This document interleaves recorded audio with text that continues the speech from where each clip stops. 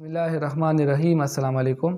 حدیث شریف ہے جس کا مفہوم ہے حب الوطنی ایمان کا حصہ ہے، اور یہ انسانی فطرت میں شامل ہے کہ جس زمین پر وہ پیدا ہوتا ہے تو اس سے اس کو محبت ہوتی ہے۔ اسی طریقے سے اپنے جو حقوق ہے اس کے لیے جدوجہد کرنا بھی ہر شہری کا حق ہے، لیکن اس جدوجہد میں قومی سلامتی کو داؤ پر لگانا اور اس قسم کے الزامات لگانا جس سے قومی سلامتی کو دھچکا لگ سکتا ہے، تو نہ صرف ہمارا معاشرہ بلکہ اسلام بھی اس کی اجازت نہیں دیتا۔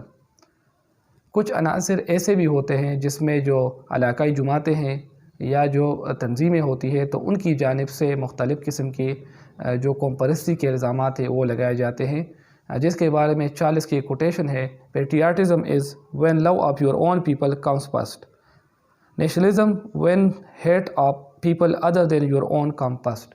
اس کا مطلب یہ ہے کہ جو پیٹریاٹزم ہے، حب الوطنی ہے، تو اس میں آپ کو اپنے لوگوں سے جو ہے پیار ہوتا ہے، لیکن آپ دوسروں سے نفرت نہیں کرتے۔ لیکن نیشنلزم جو ہے اس میں آپ اپنے لوگوں سے محبت کرتے ہیں اور دوسرے لوگوں سے بغیر کسی وجہ کے نفرت کرتے ہیں۔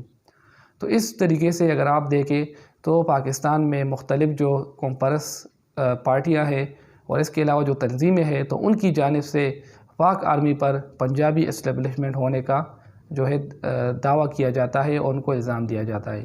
تو آج کی ویڈیو میں ہم آپ کو بتائیں گے کہ آزادی سے لے کر اب تک جو آرمی کے کن پوزیشن ہے ان پر کون برجمان رہا، اور اس کے علاوہ آرمی میں جو سلیکشن ہوتی ہے تو وہ کس بنیاد پر ہوتی ہے۔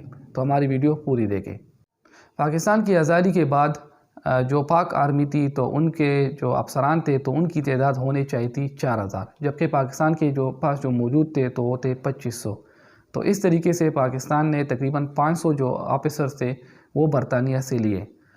پاکستان میں تقریباً 1947 سے لے کر 2020 کے درمیان 16 چیف آف آرمی سٹاف رہے ہیں، جس میں جو 2 چیف آف آرمی سٹاف تھے پہلے تو وہ برطانیہ سے تھے، کیونکہ آزادی سے پہلے جیسا کہ آپ جانتے ہیں اس وقت جو بڑے آفیسرز ہوتے ہیں تو زیادہ تر برطانیہ کے ہوتے ہیں، جبکہ سب کانٹیننٹ کے جو افسران ہوتے تھے تو وہ لو رینک میں ہوتے تھے، تو اس وجہ سے ان کو تجربہ نہیں ہوتا تھا۔ تو اس بنیاد پر پاکستان کے پہلے جو 2 آرمی چیف تھے تو وہ تھے انگریز۔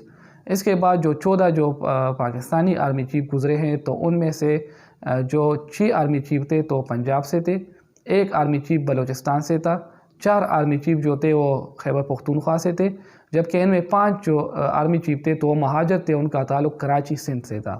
تو اس طریقے سے اگر آپ دیکھیں تو آبادی کے تناسب سے پاکستان کی جو آبادی ہے 2017 کی سینسس کے مطابق تو اس میں 52% جو ہے وہ پنجاب کا حصہ ہے۔ تو اسی کو مد نظر رکھتے ہوئے آرمی میں جتنے بھی افسران کو بھرتی کیا جاتا ہے یا جو سولجر بھرتی کیے جاتے ہیں تو اس آبادی کے تناسب سے کیے جاتے ہیں۔ تو اس میں پنجاب کا بھی یہی حصہ ہے جو ان کا آبادی میں ہے۔ اس کے علاوہ خیبر پختونخوا سے جو حصہ ہے وہ تقریباً 14.59 ہے، کیونکہ وہاں کی آبادی بھی اتنی ہی ہے۔ اس طرح بلوچستان کا 5.94% اور جو سندھ ہے اس کا 25%۔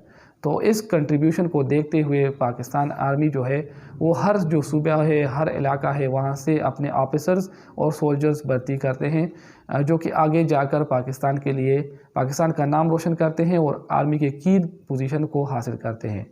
جو ڈیٹیل ہم نے آپ کے ساتھ شیئر کی تو یہ اس لیے شیئر کی کہ آپ کو پتہ چلے کہ یہ جو قوم پرست آرمی پر پنجابی اسٹیبلشمنٹ کا الزام لگاتے ہیں تو اس میں کوئی صداقت نہیں ہے۔ پاک آرمی پاکستان کا واحد ادارہ ہے جس میں سب پوسٹنگ وغیرہ میرٹ پر ہوتی ہے، اور یہ لوگ اس لیے الزام لگاتے ہیں کہ آرمی کا مورال ڈاؤن کر سکے۔